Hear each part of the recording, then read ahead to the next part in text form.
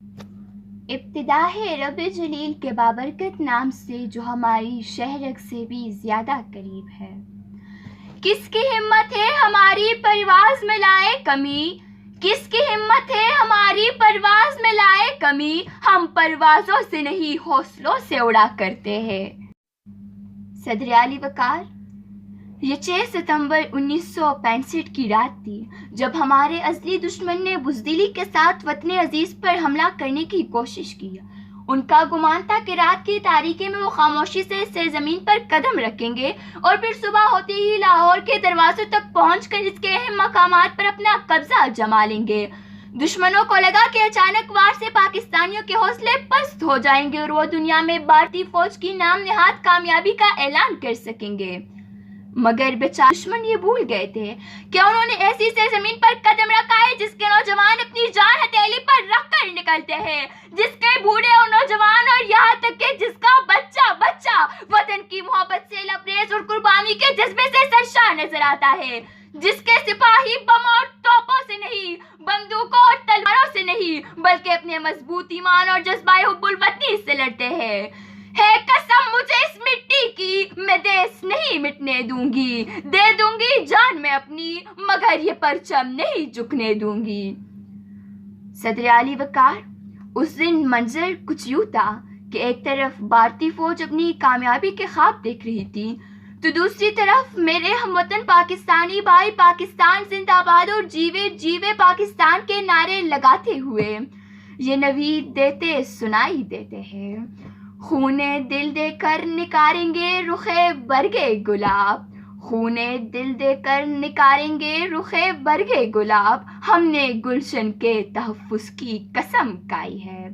صدر اعلی وقار، ہاں ہم نے گلشن کے تحفظ کی قسم کھائی ہے کہ جیم خانہ کلب میں شام کی چائے پینے کا دعویٰ کرنے والوں کو میں میجر عزیز بٹی بن کر ان کے ارادوں کو زمین میں ملا دیتا ہوں۔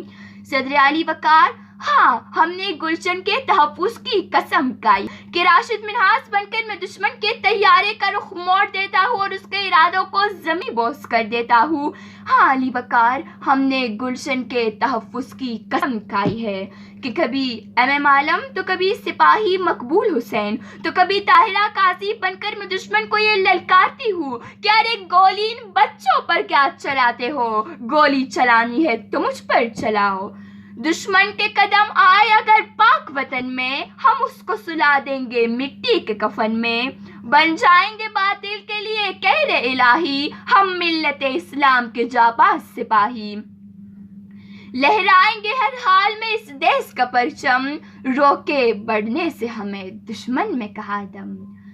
صدر اعلی وقار، 1965 کی اس پاک بھارت جنگ میں شرم کے مارے دشمن کا سر جھکا دینے والے میرے قوم کے نڈر اور بہادر نوجوان اور توپوں سے نہیں، تلواروں اور بندوقوں سے نہیں بلکہ صرف اور صرف اپنی حب الوطنی کے نہ ختم ہونے والے جذبے سے لڑے۔ لیکن آج کے پاکستانی صرف نام کے پاکستانی ہے، یہ ہے تو اس وطن میں، یہ آزاد تو اس مادر وطن میں ہے، یہ محفوظ تو اس ملک کے خدا داد میں ہے، مگر اسی عرض زمین سے محبت کے جنازے نکال چکے ہیں۔ شرم آتی ہے مجھے ایسے لوگوں کو پاکستانی کہتے ہوئے جو میرے وطن سے میرے محبت کے جذبے کو دیکھ کر مجھ سے یہ سوال کرتے ہیں کہ ارے پاکستان سے اتنی محبت کیوں؟ اس وطن نے آج تک کیا دیا تم کو؟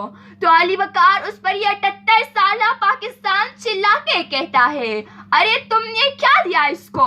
سکوت ڈاکہ میں ہار دیا اس کو، پھر ایک ظالم حکمران دیا اس کو، ارے تم نے کیا دیا اس کو؟ امریکہ جا کر دیس نہیں پردیس کہا اس کو، اپنے ان گورے اکاؤں کے کالے جوتوں پہ پھینک دیا اس کو، ارے تم نے کیا دیا اس کو؟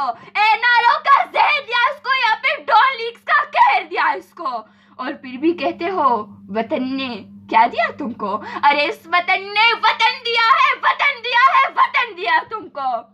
یہ سورج یہ ستاروں کا جہاں کوئی نہیں دے گا، زمین یہ کھوئی تو تم کو اما کوئی نہیں دے گا، وطن جو مٹ گیا تو تم بھی مٹ جاؤ گے نادانو، اسی کو زندگی سمجھو، اسی کو زندگی مانو۔